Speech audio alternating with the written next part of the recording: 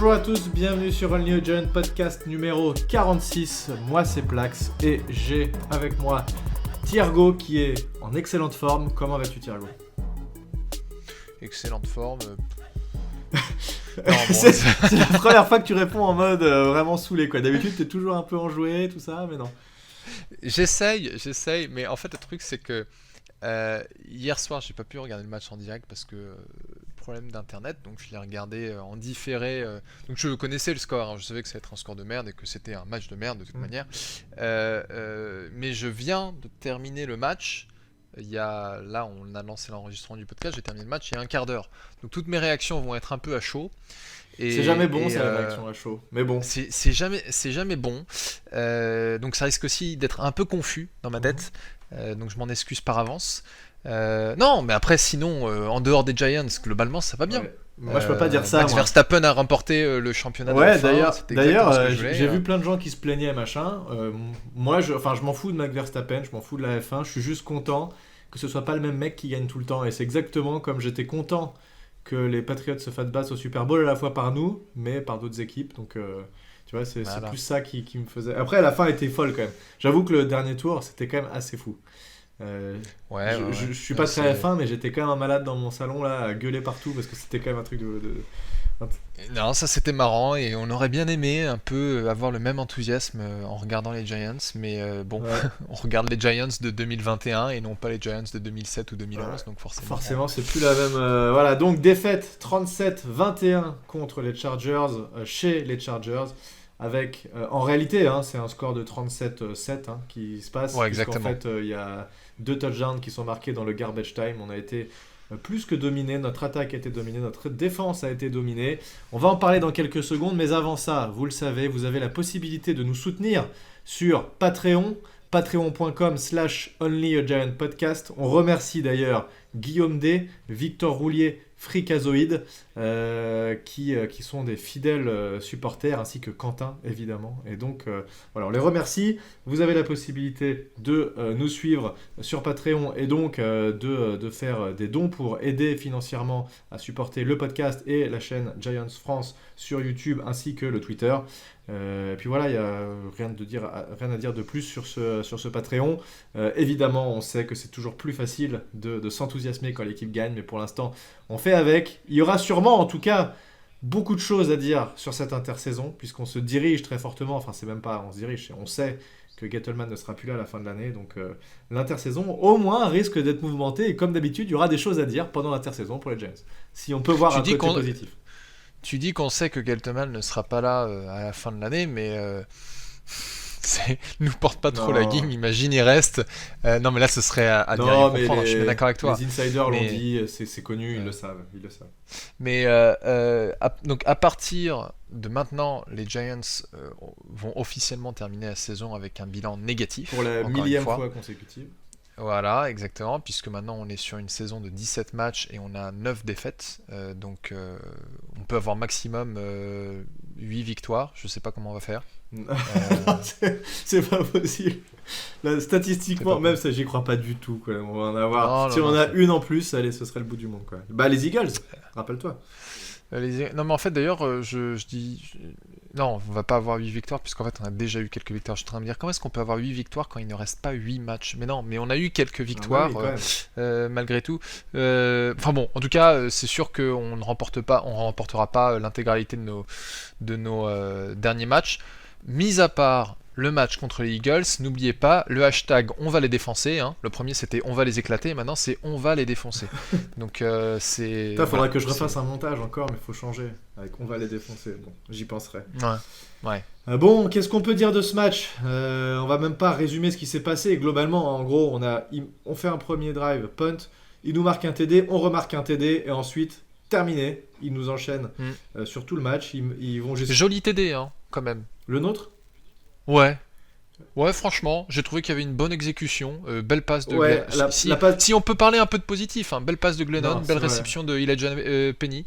Il y a une réception de 60 yards juste avant de Cal Rudolph qui sur troisième tentative et longue, qui est très honnêtement un peu miraculeuse, elle sort un peu de nulle part, mais en tout cas il se bat bien. La plus longue de sa carrière. Il se bat bien, la plus longue de sa carrière, et puis après une belle réception d'Elijah Penny sur une passe lobée de Mike Glennon qui était plutôt bien sentie, mais pour le reste, Il s'est rien passé d'autre.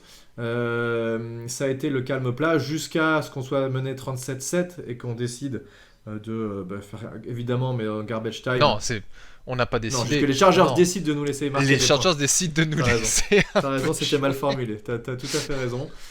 Donc voilà, donc globalement 37 points marqués, on dépasse les 300 yards mais on mérite pas du tout.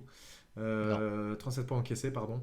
Voilà, et tu le disais juste avant, ça fait chier évidemment de voir Justin Herbert. On comptait sur lui l'année où on draft un QB, l'année où on draft Daniel Jones, mais il décide de retourner à Oregon pour une année supplémentaire, alors qu'on comptait sur lui, c'était vraiment le QB que je voulais à l'époque. Malheureusement, voilà. Et ensuite, on parlait aussi de comment il s'appelle, Slater. Ouais, Sean Sean Slater qui est plutôt bon, mais Andrew Thomas fait aussi un excellent match, donc là pour le coup. Non, c'est mais pas tu vois, trop inquiétant. oui, mais si on avait Slater, il serait pas à gauche naturellement. Si on avait Slater, il serait Ah bah, à t'imagines droite. Andrew Thomas d'un côté et Slater de l'autre, Et Slater, ça ce serait oui. vénère. Et d'ailleurs, c'est marrant. Juste après, on reviendra sur Herbert parce que j'ai quand même eu envie de dire un mot sur lui. Mais à droite, je pense que le coaching staff des Giants t'a écouté, puisque à droite, Nate Solder et Matt Peart ont fait en gros 50-50 au niveau des snaps. Et quand je vois la prestation de Matt Peart, je me suis dit, ouais, je comprends en fait qu'il reste si souvent sur le banc parce qu'il est vraiment à chier. Et puis après, Nate Solder, T'as c'est fait gaffe complètement fait. t'as fait gaffe à Matt Peart, j'ai pas vu. Bah tu vois, il y a notamment une action où à un moment on fait un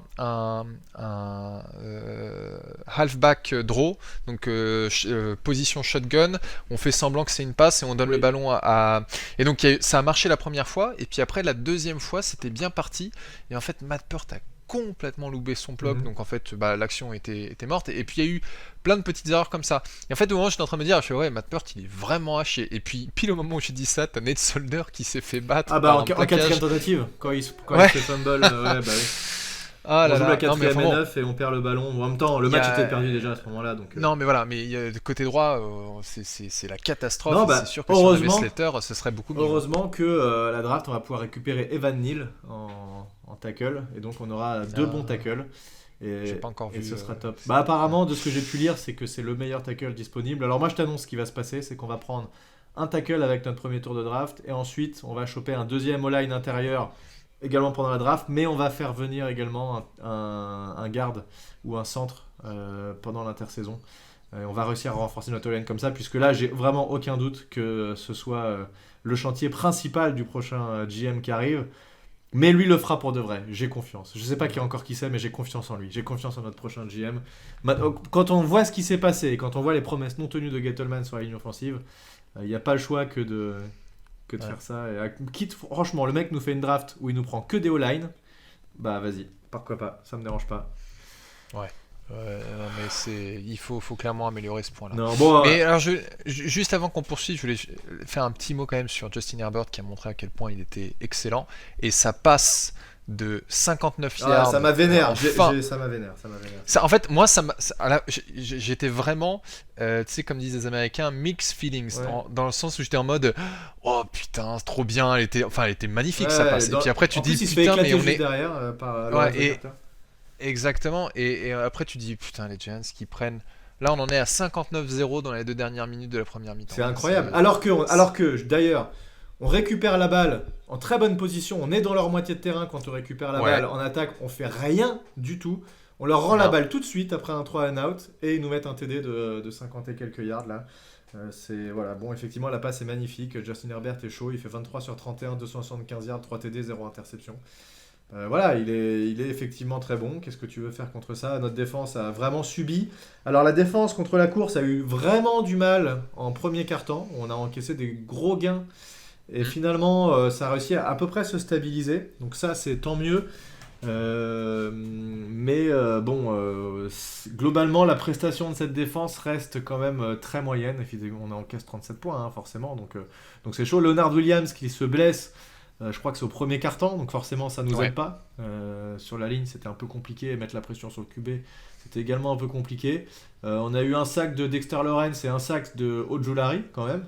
Encore une fois, sac de Ojulari, donc ça c'est plutôt cool. Mais je sais pas ce que tu retiens toi de cette défense. Logan Ryan quand même pas mal aux fraises, d'ailleurs qui se prend ce TD sur la tronche de 50 et quelques yards.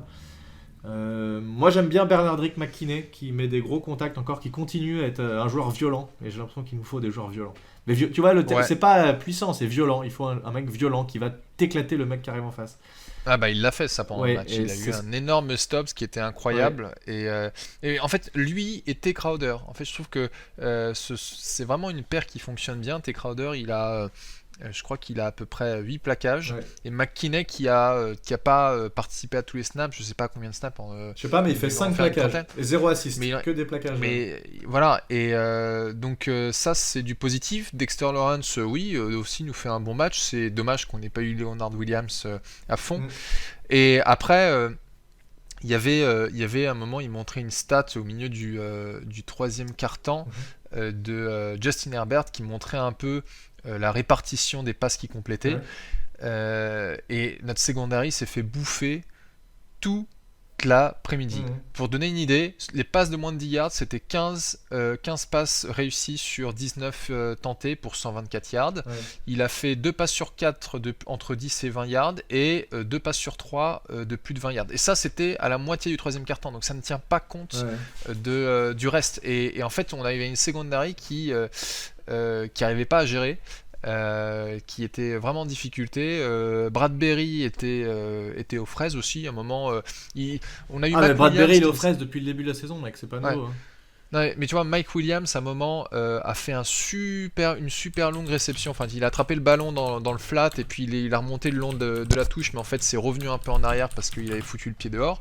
Mais Bradbury c'est typiquement le genre de tracé que je te dis que j'aime bien, qui sont vraiment le tracé latéraux ou de vitesse. T'arrives généralement à prendre le corner de vitesse.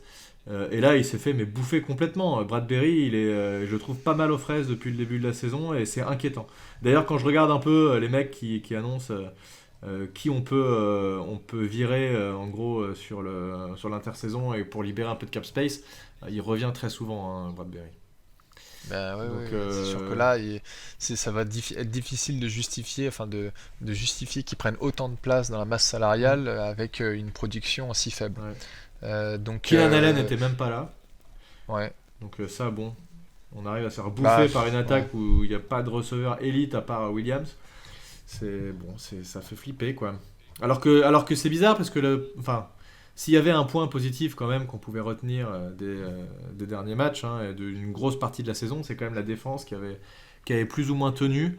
Maintenant, ils ont été pas mal sur le terrain. C'est vrai que notre attaque a pas fait de long drive, donc forcément ça aide aussi. Mais malgré tout, on aurait aimé qu'ils prennent un petit peu moins de points. 37, c'est un petit peu beaucoup quand même, je trouve. Complètement. Donc, je sais pas ce qu'on peut dire d'autre de cette défense. McKinney, on l'a pas trop vu. Il fait 2 plaquages et une assist. Il n'a pas été trop mis en avant. J'ai aussi l'impression que globalement, les défenses ne visent plus trop côté McKinney.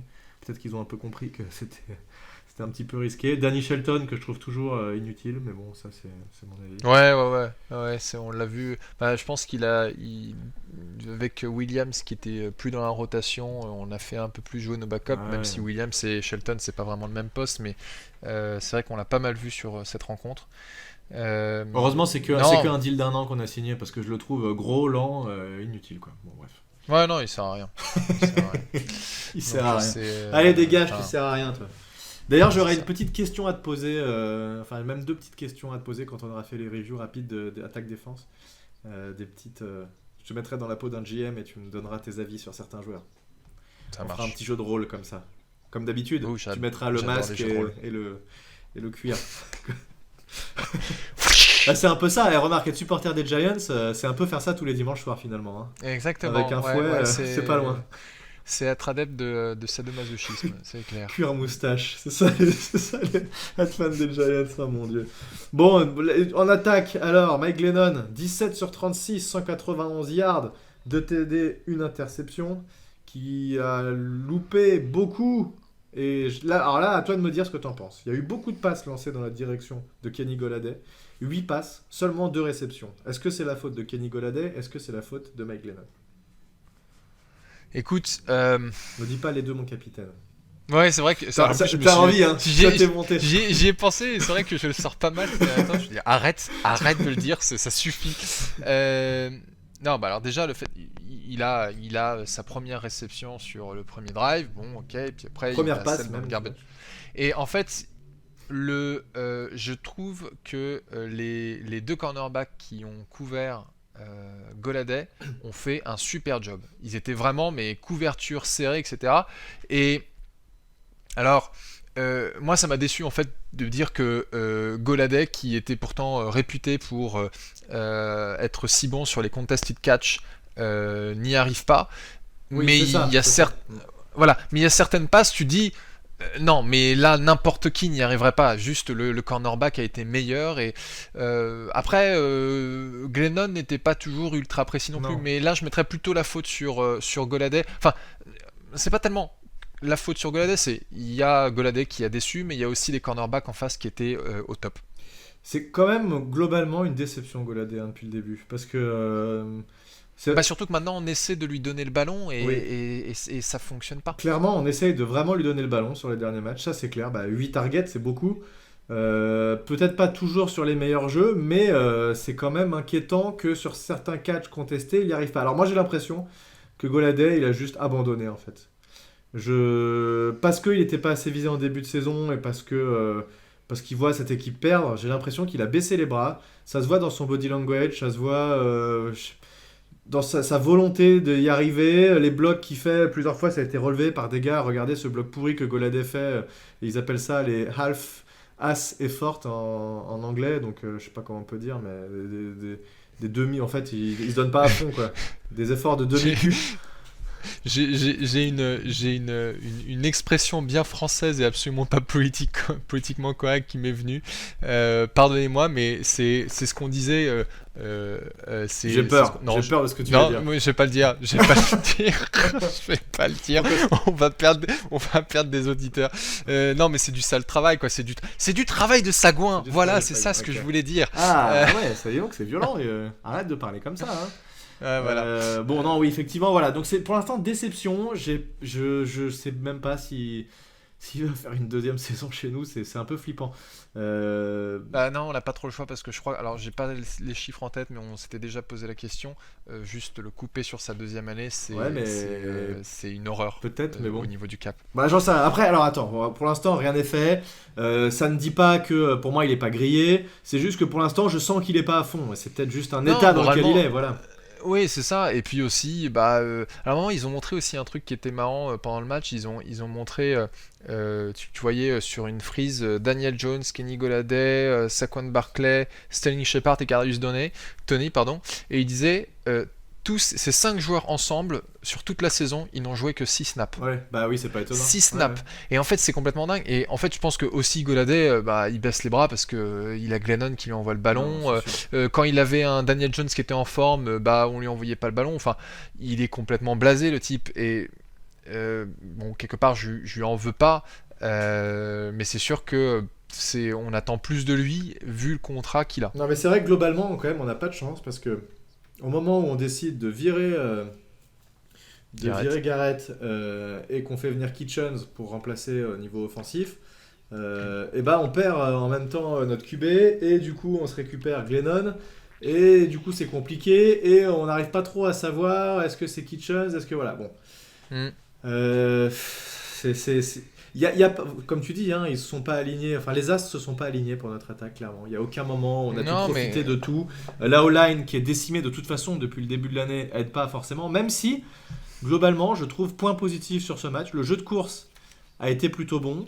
Et en tout début de match, quand on a eu un jeu de course bon, pour une raison que je ne connais pas, on n'en a pas profité. Parce qu'on a eu vraiment des gros gains en début de match, des 6, 7, 8 yards. Et on se retrouve à un moment en 3ème et 2. Et on se met en formation empty, donc avec aucun running back. On lance une passe ratée, forcément, on pouvait tous s'en douter, parce qu'il n'y a aucune surprise, évidemment que ça va être une passe, à moins que ce soit Glennon qui court, mais c'est très peu probable. Pourquoi tu mets pas au moins un running back pour laisser un peu le doute? Tu mets une feinte, un truc, c'était très facile de faire quelque chose là-dessus. Mais non, on décide là, appel de jeu très bizarre, de pas jouer de la course, alors que la course marchait très bien. Globalement, on a quand même assez insisté sur la course, et en deuxième mi-temps, on a vraiment bourré sur la course. Et il y a eu pas mal de gains assez longs. Devontae Booker, tu vois, il est en moyenne par course à 7 yards, donc c'est beaucoup. Saquon Barkley, il est à 4, donc c'est plutôt très honnête à la course sur ce match-là. On le savait qu'ils n'étaient pas forts à la course. Mais on aurait dû, alors un peu comme les Eagles ne l'ont pas fait contre nous, et bien nous on ne l'a pas fait contre eux non plus.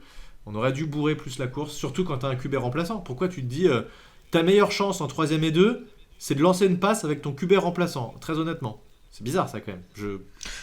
Alors, moi je m'étais fait la réflexion que les Chargers avec Herbert utilisaient beaucoup le play action pass, les feintes de course, parce qu'ils avaient un jeu de course aussi qui était bien installé, et c'est vrai que nous on aurait dû plus s'en servir. Après, l'empty set nous a quand même rapporté un touchdown. Le touchdown de Barkley, c'est Glennon qui est tout seul en shotgun, et t'as Barkley qui fait une slant et qui en fait repart vers slant and go, ouais, c'est ça. Exactement, et le cornerback qui pensait avoir une interception facile se fait complètement avoir, et Barkley attrape une passe facile. Donc c'était un très bon tracé, bien couru, et c'était un jeu bien appelé de la part de Kitchens. Mais je vois aussi ce 3ème et 2 qui a pas fonctionné. En fait, je trouve que c'est très difficile d'évaluer ce que Kitchens fait, parce que on l'a déjà dit la semaine dernière, hein, on a un problème de personnel. On n'a pas nos meilleurs joueurs, on a une ligne offensive qui, mine de rien, est capable de produire des choses positives, hein, puisque comme tu l'as dit, sur ce match, on est correct à la course. Bon, on avait une opposition qui était faible. À la passe, j'ai trouvé qu'il y avait des moments où ça tenait plutôt bien. Surtout quand on avait Nate Solder en RT, plus que Peart. Mais ça restait irrégulier. Donc après, il y a eu aussi, tu sais, cette double feinte de Rivers qui est envoyée à Glennon finalement. En fait, c'est Rivers, ballon renvoyé à Glennon, et Glennon à personne. En fait, et tu sais, le problème de ça, qu'est-ce qui se passe, c'est qu'en fait, si à un moment dans le match, tu fais une reverse ou tu fais un jet sweep ou quelque chose latéral à l'arrière et qui fonctionne, tu peux à la limite faire un jeu comme ça. Mais quand t'as pas de jeu qui fenctionne dans ce sens-là, pourquoi tu fais une feinte de... Enfin, c'est bizarre. Et juste après, d'ailleurs, ils font une flea flicker qui, pareil, ne marche pas spécialement. Donc bon, c'est tenté, pourquoi pas, mais je trouve que ça peut marcher quand ton attaque tourne, ce genre de jeu. Mais quand ton attaque tourne pas, ça marche pas, quoi. Non, mais là c'est symptomatique d'une équipe qui est aux abois, hein. Ça me fait penser à il y a quelques années quand les Indianapolis Colts étaient complètement nuls, et puis aussi les Redskins en leur temps sous Jim Zorn avaient fait quelque chose comme ça. Tu sais, ces formations bizarres où en gros t'as le centre qui est tout seul avec le QB derrière lui, et t'as toute l'équipe qui est sur un côté du terrain. Ouais, mais ça veut rien dire. Et les Colts, ça avait pas du tout marché, ce truc. Non, mais justement, les Redskins avaient essayé de le faire contre nous, ça n'avait pas marché non plus. Mais c'est que dans les deux cas, tu étais sur des équipes qui étaient tellement faibles qu'ils disaient on n'a rien à perdre, allez, on y va, on tente. Et donc c'est un peu ce qu'on a tenté avec Glennon. On a aussi tenté un fake punt avec Riley Dixon qui a complètement loupé Crosson. Bon, il est punter, il n'est pas quarterback pour rien. Enfin, il est punter et justement il n'est pas quarterback, c'est ça ce que je voulais dire. Mais ce que je veux dire, c'est que comme de toute manière on est incapable d'exécuter les choses simples, de les exécuter correctement ou en tout cas de manière régulière, et on a un coaching staff qui se dit on tente n'importe quoi et on verra bien ce qu'on arrive à récolter. C'est pour ça qu'on a fait un touchdown contre les Bucks avec Andrew Thomas qui nous fait une réception en extension. Ouais, ça c'est parce qu'il faut essayer de trouver dans la red zone, vu qu'on a du mal, c'est vrai qu'il faut essayer de trouver des trucs un peu improbables pour réussir à marquer, quoi. Malheureusement on en est réduit à ce genre de choses. On a eu tout début du match un magnifique drop de Chris Miaric, donc la lune de miel avec les Giants est terminée, lui qui était le héros du match contre les Eagles, qui fait un drop dégueulasse alors qu'il est vraiment tout seul sur une play action qui peut gagner, qui peut largement faire un first down, et on l'a pas vu du match, effectivement. Darius Slayton qui sort un énorme match à 0 réception sur 3 passes lancées dans sa direction, dont 3 drops. Bravo Darius Slayton. Alors déjà que c'était une affreuse merde, mais alors là il est pire qu'une affreuse merde. Franchement, je commence à vraiment le détester, ce mec. Il est vraiment nul à chier, il a plus aucune confiance en lui, il ne sert à rien du tout. Alors que dans sa saison rookie, il avait trouvé une alchimie avec Jones qui était intéressante, il avait fait des belles réceptions, mais 2 TD contre les Lions sur des passes contestées, etc. Là, il fait 3 drops, quoi. Dégueulasse, c'est dégueulasse. Je sais même pas quoi dire sur ce joueur. Il a plus rien à faire là, quoi. Clairement, et tous ces matchs sont pourris, quoi. Ouais, ça sert à rien de le garder. Evan Engram, je trouve, essaie de se mettre en bonne position, mais il a eu, je crois, au moins 2 passes qui étaient pas très bien lancées, et il pouvait pas faire grand-chose. Mm. Mais j'ai l'impression qu'il progresse un peu tardivement, malheureusement. Après, il y a rien d'autre de la part d'Engram que j'ai vu qui m'ait fait penser en disant Non, mais il a pas été encore mis Engram trop qui en fait. avant, Engram. Mais c'est vrai qu'on a plus le Engram qui nous faisait perdre les matchs pour l'instant. Peut-être que juste on le vise un peu moins Bah aussi. oui, c'est ouais, il y a ça, et puis on a trouvé des joueurs tellement plus nuls depuis que donc enfin bon, tout le monde y met du sien quoi, tout le monde y met du sien pour en fait, je pense que offensivement, il y a vraiment que les running backs qui ont été productifs. Et j'ai surveillé un peu Andrew Thomas. J'ai pas eu l'impression qu'il se soit fait battre. Ah, il a subi une pression sur 48 Bon, snaps, donc c'est un bah excellent voilà. match d'Andrew Thomas encore qui a été au top niveau. Moi j'aime bien Devontae Booker quand même. Franchement, à la réception il est vraiment bon, il a les mains sûres, à la course il est puissant. Plus ça va, plus je l'aime bien ce joueur, donc ça c'est cool. Ouais. Ouais, non, non, c'était une bonne signature et aussi bah c'est un gars il va droit au but quoi. Alors que il tergiverse moins que un Saquon Barkley. Mais j'ai trouvé que justement sur ce match, Saquon Barkley était plus productif parce que il faisait plus du north-south comme Ouais. disent les Ricains. Il y a eu une fois au moment où il a essayé de faire un petit pas de côté et ça n'a pas fonctionné. Un pas de côté. Donc voilà, donc non mais je veux dire euh, ouais, en fait c'est marrant de se dire que Barclay a fait 67 yards à la course et qu'on considère que c'est une journée productive pour Bah Barclay. c'est ça, mais c'est son plus grand nombre de yards cette année à la course, hein, sur un Ouais. match 64. Donc oui, c'est effectivement pas terrible comparé à ce qu'on a connu l'année dernière. Après, il fait 64 yards à la course, 31 yards à la réception. Ouais, bon, tu vois, ça fait un match à 100 yards. Enfin, quasiment 100 yards. Voilà, c'est. 95. En tout cas, il est pas du tout au niveau de ce qu'on pouvait l'attendre. Mais de toute façon, vu que c'est un problème global de toute cette attaque, Ouais. c'est pas spécialement illogique. Voilà. Bon, écoute, je sais même pas ce qu'on peut dire de plus sur ce match qui est vite oublié. On va se déplacer la semaine prochaine chez les Cowboys. On Mm. va se reprendre une grosse rouste, hein, évidemment, parce que je vois pas comment on peut faire autrement. Les Cowboys qui sont en pleine bourre et qui sont leaders de la division très largement, qui ont une attaque très forte et une défense assez bonne aussi. Donc ça sent la dérouiller. Hein. Je sais pas ce que t'en penses. Ouais, ouais, enfin, quelque part, bien entendu, je voudrais que les Giants gagnent, mais je m'en fous un peu du score.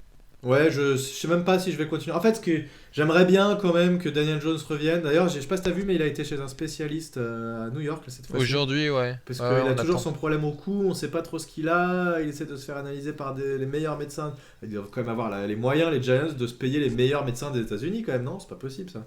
Non, mais ça, c'est pour te montrer à quel point on a la guigne, hein. C'est-à-dire que tu vas voir qu'on va plus pouvoir faire jouer Jones, enfin que ça va être fin de carrière. Enfin, je suis vraiment pas. Fin de carrière, t'es dur, hein. Personne n'a dit que c'était fin de carrière pour l'instant. Ouais, ouais, ouais. Non, non, bah, j'exagère bien entendu, mais là en ce moment, je suis un peu dans un état d'esprit où je me dis, de toute façon, s'il y a un truc qui doit mal se passer, c'est forcément pour les Giants. Je crois qu'il y a ton micro qui touche ton pull ou ton sweat ou je sais pas depuis tout à l'heure, mais j'entends des petits cliquetis. Euh, Dites-nous dans les commentaires si ça vous dérange, les auditeurs, et je couperai le câble pour éviter ça. alors, est-ce que tu as d'autres choses à rajouter? Ou est-ce que tu veux parler des Cowboys ou quelque chose de spécifique? Qu'est-ce qu'on pourrait dire sur les Cowboys? Alors là, je veux dire, c'est Non, bah, moi j'ai rien à dire de plus à part qu'ils vont nous éclater, c'est tout. Mais c'est pour mieux ouais, éclater les Eagles derrière, par contre. exactement, exactement. Les défoncer, Pour mieux... les Ah, pardon, défoncer les cette fois. défoncer. Bon, du coup, Les éclater, c'était la première semaine, et là, ça va être les défoncer. j'ai deux petites questions pour toi, puisque j'ai Ah oui, c'est vrai. deux petits trucs qui me sont venus en tête. Alors, j'ai mis un petit questionnaire sur un sondage sur Twitter. J'ai demandé aux gens s'ils étaient le nouveau GM, est-ce qu'ils re-signeraient Saquon Barkley ou pas à la fin de Ouais. son contrat rookie. Qu'est-ce que toi tu en dis? Ça, tu veux que je donne les réponses des gens, en gros? Et écoute, enfin, le truc c'est que j'ai pas envie de te faire une réponse à ça dépend du prix parce que en effet, si Saquon Barkley il veut bien signer pour 2 ans à vraiment pas cher, pourquoi pas? Mais je pense que il va essayer d'obtenir autant qu'il peut et il obtiendra pas grand-chose. Mais il a encore une année de contrat avec nous. T'es sûr? Bah, je suis en train Je de croyais que regarder, c'était mais fini, là. non, parce que on a activé sa 5e année d'option. Ouais, c'est ça. Il a une dernière année de contrat avec nous, sans garantie. Donc là, cette année, il pèse 10 millions sur notre cap space. L'année prochaine, il va peser 7 millions, sans aucune garantie. Donc c'est-à-dire qu'on peut le couper et on fera 7 millions d'économies.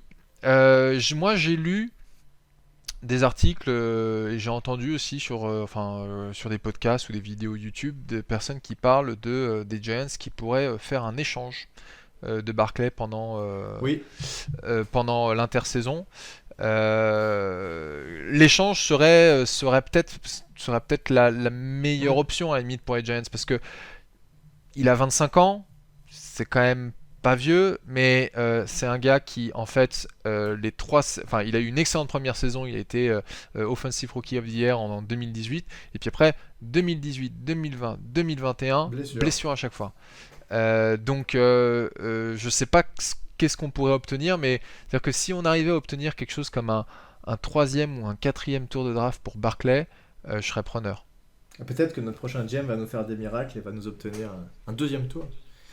J'y crois pas, Ouais, pas une seconde, mais... Mais en fait, re-signe. C'est-à-dire que à la limite, sauf si on est vraiment dans la merde au niveau du cap, je garderai Barclay pour l'année suivante et essayer de l'échanger. Et puis si j'arrive pas à l'échanger, bah, je le garde et puis en disant bon, bah voilà, maintenant c'est ta dernière chance de faire un peu monter ta valeur avant de dégager, quoi. Mais très franchement, c'est triste, quoi, mais j'y crois plus en Barclay. Ouais. Et c'est vraiment un gâchis parce que il nous a fait tellement rêver sa première saison. Ah putain, c'était tellement beau, ouais. C'est vrai que... C'était tellement beau, on pensait qu'on avait le mec qui allait faire tomber tous les records de Tiki Barber et de Brandon Jacobs, et bah non. Ah, malheureusement, les blessures font partie du sport, hein. On est obligé de faire avec, donc ça, c'est vrai que c'est un peu du hasard, on peut pas trop savoir. J'avais pas l'impression qu'il était spécialement blessé en universitaire en plus, donc comme quoi... Écoute, c'est comme ça, voilà, ça donnera raison à tous ces détracteurs qui avaient dit de ne pas drafter un running back au premier tour. Deuxième question que j'avais pour toi, si tu dois donner là, donc t'es GM, et tu dois mettre sur 2 joueurs en attaque, 2 joueurs en défense, la priorité absolue, c'est-à-dire c'est les 2 joueurs qui sont complètement intransférables pour toi, 2 en attaque et 2 en défense. Donc des joueurs qui sont déjà dans notre... Ils sont chez nous là, mais qui sont vraiment pour toi les piliers de cette attaque et les piliers de cette défense, et vraiment... jamais tu les transfères, quoi, et tu fais tout pour les garder. Ok, alors en attaque, Andrew Thomas. Ouais, moi j'aurais mis ça aussi. Andrew Thomas et... C'est dur le deuxième, hein. c'est dur parce que tu vois, on a parlé de Kenny Golladay. Ah bah non, moi on est déçu. Je pas dedans. Sterling Shepard, c'est tellement blessé que non, il n'est pas intransférable. Evan Engram, moi je voulais le dégager l'année dernière et puis j'ai pas forcément envie de le garder plus longtemps que ça. Je pense qu'il a fait son temps chez nous. Ouais. Daniel Jones, c'est une grosse inconnue et pourtant je maintiens tout ce que j'ai déjà dit avant sur Daniel Jones, hein. Je pense qu'on l'a pas forcément mis dans de bonnes conditions pour réussir. On a eu quand même pas mal de malchance, mais après il y a quelque chose en dehors de tout ça. Il y a quand même 2 choses qui me dérangent chez Jones. C'est premièrement, après 15 années d'Eli Manning avec Eli qui ne loupe pas un match, et bah là on a un QB qui ne peut pas faire une saison. Ouais, mais ça complète. C'est dans toutes les franchises, hein. Non. Beaucoup en tout cas. C'est pas étonnant. Non, mais je veux dire, la longévité d'Eli Manning, mec, elle est exceptionnelle. Il n'y a pas ça, il n'y a pas d'autres QB qui font comme ça.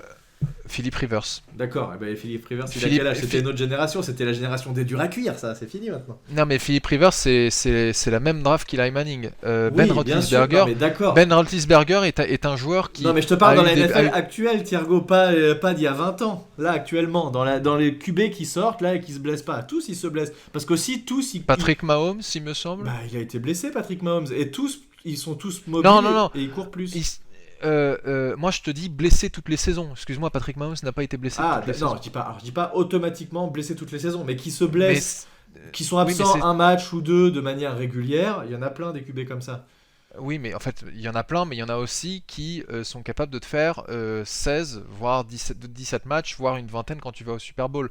Donc, mais ça, ce que je te dis, c'est que je te dis pas que Daniel Jones est une exception et est plus injury prone qu'un autre QB.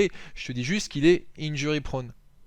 C'est un fait, toutes les saisons il a été blessé, ça c'est indéniable. Ouais, et les saisons suivantes aussi il sera blessé. Donc en fait on sait très bien qu'en misant sur Daniel Jones, c'est un joueur où en fait on ne peut pas que miser sur Daniel Jones, on doit aussi miser sur un QB2 mais ça c'est indispensable quoi qu'il en soit. Il faut un QB2 qui est bon. Mais quelle équipe NFL se dit je sais que mon QB ne va pas se blesser? Il y en a aucune qui se dit ça, c'est pas possible de te dire ça. Non, mais je te dis pas que c'est pas possible. Je te dis que ça existe en fait des équipes. Enfin, tu regardes les Chiefs, ils ont pas forcément un QB2 qui est exceptionnel. Hein. Non, mais je dis pas qu'il faut qu'il soit exceptionnel. Je dis juste qu'il faut qu'il sache tenir la baraque plus que Mike Glennon. Non, mais c'est le truc, c'est que regarde les.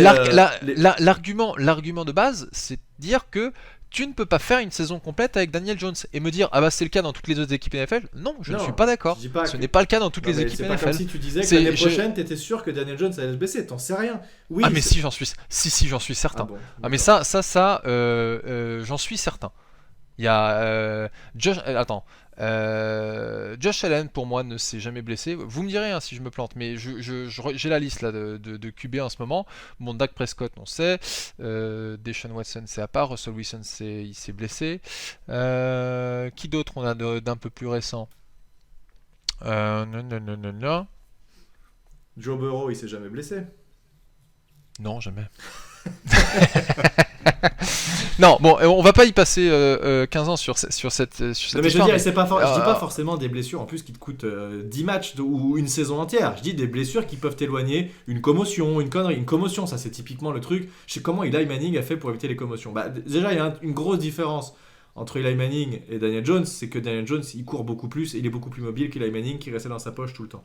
Donc, et ça c'est vrai pour tous les QB un peu modernes qui ont tendance à courir, qui prennent un peu plus de risques, ça fait partie de leur jeu, c'est comme ça. Donc ça, je l'avais déjà dit, il faut dans la NFL moderne avoir un QB, mais même, depuis tout le temps en NFL, il faut avoir un QB remplaçant qui est correct plus, qui peut servir sur 2-3 matchs dans la saison.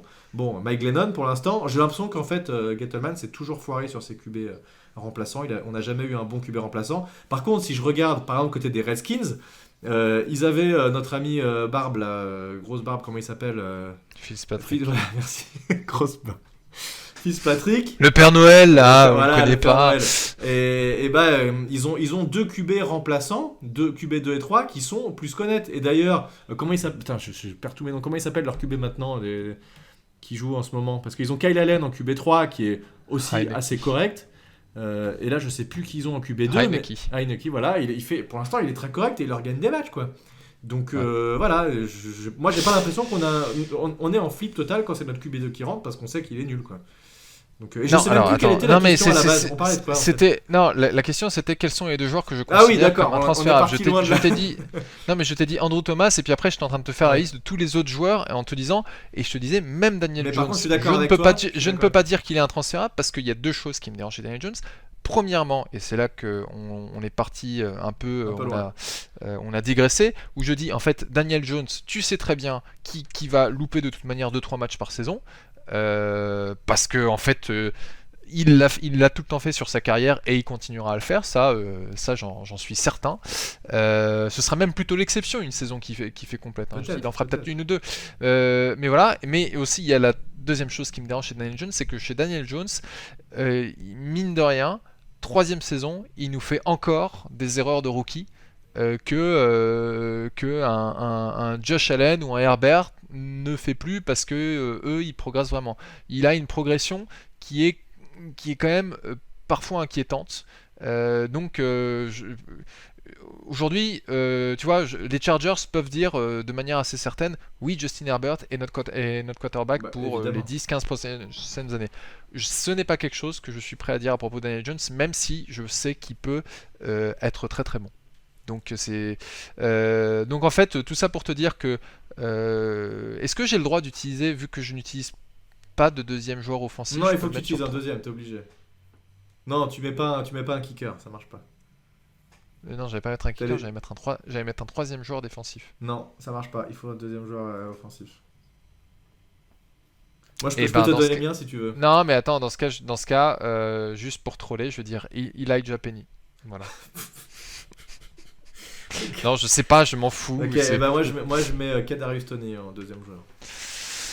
Ouais, non, bon, on attend de voir ce qu'il peut nous faire. Hein. Bah, on attend de voir ce qu'il peut nous faire, mec. Tu connais beaucoup des rookies qui t'ont fait des matchs à la réception 189 yards avec les moves qu'il fait. Alors, pour l'instant, ok, il Non, s'est mais ça, blessé quelques fois. c'est arrivé sur un match. Oui, bah, Et le seul match où on a décidé de lui donner un peu la balle, il met 189 yards. Excuse-moi, mais Oui, et il s'avère que c'était contre une équipe complètement nulle contre la passe. Hein. Donc ça aussi, il faut le prendre en compte. qui ça? Les Cowboys? C'était pas contre les Cowboys, Ah, si. c'était... Si, c'est contre les Cowboys, on perd le match, mais il c'était met quoi 189 yards à la passe. Ouais, mais c'est parce qu'ils avaient zéro tape sur lui. Enfin, je veux dire, c'est un match. D'accord, Non, mais le truc, c'est que mais parce je vais, que c'est je le vais seul pas, match où on je vais l'a pas visé. dire c'est le gars sur lequel on va fonder notre reconstruction de franchise parce qu'il a fait 189 matchs, D'accord. 189 yards sur un match. D'accord. Parce que Thiago, personne faisait ok, attention à mais lui. toi tu me dis Elijah Penny. Alors, moi je te sors un joueur qui est un peu plus probable, excuse-moi, mais c'est vrai que parmi les autres joueurs qui restent, je suis d'accord avec toi, le deuxième joueur il est dur à trouver.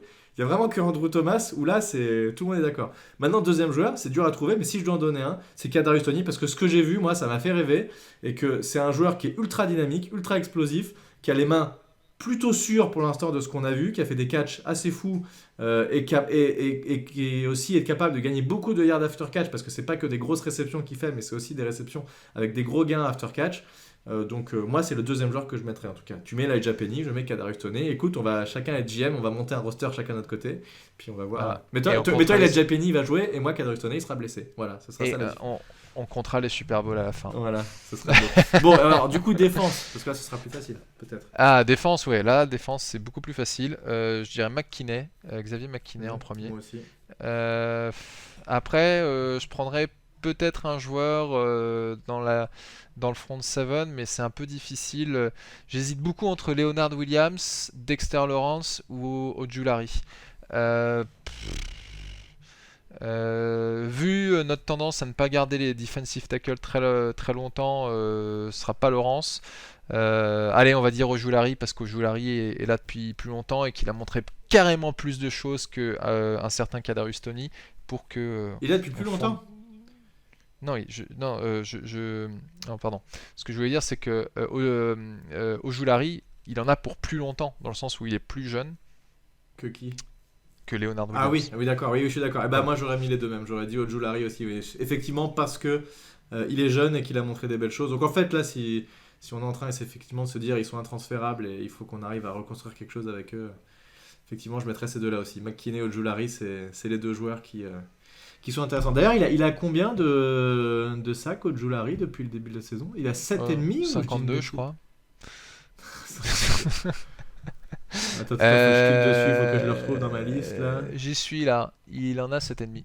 7,5, c'est pas mal hein. Tu sais qui a le record en fait, parce qu'on disait qu'il a battu le record, mais en fait, il y a un autre record en fait qui est au-delà de ça. Et c'est comment il s'appelle? C'est Lawrence qui a le record avec 9,5, mais c'était pas encore compté à cette époque-là, les sacs. Du coup, c'est pas officiel. Ouais. Donc mais voilà. Ouais, bon, bah non, en tout cas, Ojulari. Pardon, Lawrence Taylor, excuse-moi. Oui, j'avais bien compris. Oui, mais c'était son prénom, j'aurais dû dire son nom de famille. C'est pas comme si c'était mon pote, tu vois, Lawrence Taylor.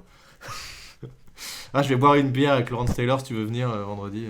Bah écoute, tu pourras lui parler des Giants vu qu'il les suit plus. Vu qu'il les regarde pas, bah, c'est peut-être ce que je vais faire aussi jusqu'à la fin de la saison. Je me demande, je ne sais pas. Je vais continuer à regarder ce qu'ils font, à suivre ce qu'ils font, mais est-ce que j'ai vraiment envie de m'infliger des matchs comme ça jusqu'à la fin de la saison? Je n'en sais rien. En tout cas, je regarderai au moins les replays de 40 minutes, ça c'est sûr. Mais bon, voilà. Bon, écoute, merci à toi, Thiergo, de t'être prêté à ce jeu. On a été un peu loin sur l'histoire de Daniel Jones. Comme quoi, on n'est pas encore d'accord sur ce joueur. Mais je suis tout à fait d'accord. Effectivement, il se blesse. Pas de problème là-dessus. Mais bon, c'est pas improbable chez un QB de se blesser pour quelques matchs. Maintenant, j'espère effectivement, comme tu disais, que ce ne sera pas une blessure sur du long terme. Hein, parce que ça ferait chier. En fait, il peut très bien revenir au prochain match, comme il peut très bien être out pour la saison. On n'a vraiment aucune idée pour l'instant. Ouais. Donc ça fait chier. Non, c'est clair. Bon. Enfin bon, on verra bien. En tout cas, en attendant, Qu'est-ce qu'on peut dire à nos auditeurs? De prendre soin d'eux en attendant la prochaine branlée?